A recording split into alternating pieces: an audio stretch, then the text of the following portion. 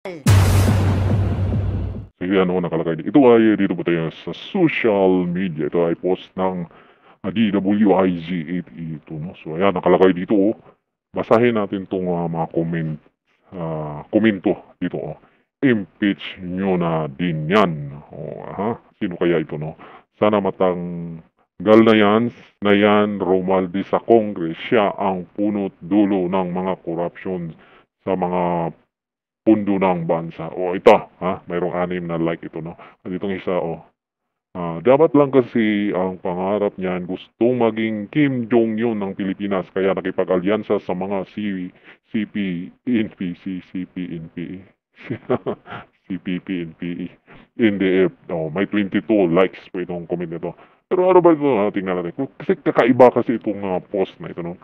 Kung sa mga nakaraang mga kinukuha, pinipicture natin dito, yung mga comments doon, ay mga post doon, ay pinagtatawanan, no? Pinagtatawanan. Pero ito, kakaiba itong post na ito, dahil ito ngayon lang tinakita na nagla-like, no? Mas marami yung nagla-like kaysa tumatawa at nagha-heart, no?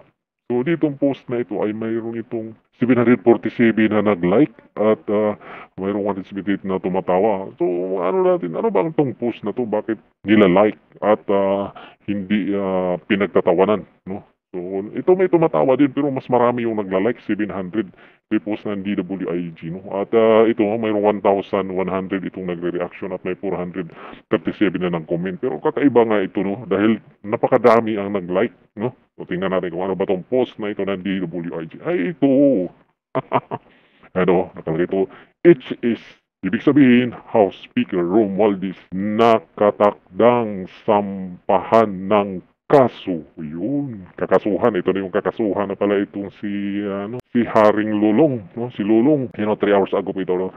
Nakatakdang sampahan ng kaso si House Speaker Martin Romualdez at dalawa pang mga mambabatas dahil sa sinasabing 241 billion pesos na halaga ng insertion sa 2025 national budget. Ito ang yan anunsyo ni na dating House Speaker Leon Alvarez, senatorial aspirant na si Atty. Jimmy Bundok at Atty. Raul Lambino, Atty. Ferdinand Topacio at non-government organization na Citizens Crime Watch. So ito pala patungkol pa dito sa nakahandang kaso para dito sa ito, alam niyo naman to kung sino ito, si Romualdez na itong Namu na si Romualdez, no?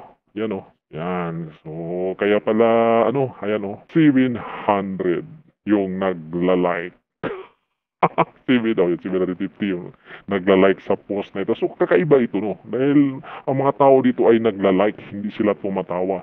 So, makikita talaga dito na yung mga tao talaga ay talagang na dito sa politiko na ito, no? Talagang dami na gustong-gusto na talagang maraming gusto na kakasuhan talaga ito. Kung nagkakataon ito ay magiging presidente dito sa Pilipinas kasi gustong-gusto talaga kaya nagkagulo tayo dito dahil dito kitang-kita naman no? Dahil sa politiko na to, isa lang mapuntahan sa Pilipinas kung maging presidente ito. Sigurado makikita mo na ngayon civil war ang aabutin natin pag naging presidente ito. Pag ngayon nakita nyo naman pinipilit talaga nila, kinakalikot yung pundo natin para lang maging presidente itong lulong na itong politiko na ito. Ayan, binabasa na natin itong mga comment dito. So patuloy tayong magbabasa ito. Dami pong nagko-comment dito. So okay, basahin natin mga comment dito. Congressman ang sagot ng kahirapan, hindi na OFW, mga bagong bayani. Pagpasok, nakasiko lang. Paglabas, naka-Rolex ka na. Post, di ba? Ganun po yung mga reaction ng mga tao dito, mga comments dito. Tama yan, kasuhan talaga yan, dapat ikulong. Mayroon itong 14 likes.